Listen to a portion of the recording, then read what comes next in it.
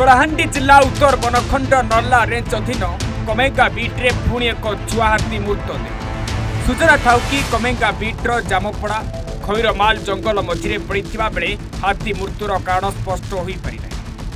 घटनास्थल में वन विभाग पहुंची तदंत जारी रखी। सेहीपरि गत मे मासरे उत्तर बनखंड नर्ला रेंजर कमरदा बीट्रे एक वयस्क दंता हाथीर मृत्यु होई हेले ताकू हाथी मानक मध्यरे लड़ई जोगु हाथी मृत्यु होइतिबा वन विभाग सूचना दे मृत छुआ हाथीर शव व्यवस्थित पर घटना जनापड़ो बोली वन विभाग हेले केउ कारणरू नर्ला रेंज रे बारंबार हाथी मानक मृत्यु होइछि ताहा एजाए स्पष्ट जनापड़ी।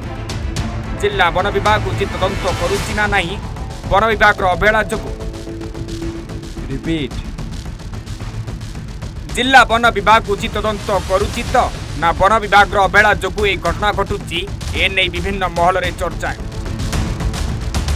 कलाहांडी सत्यनारायण महानंद रिपोर्ट सूचना टीवी 24।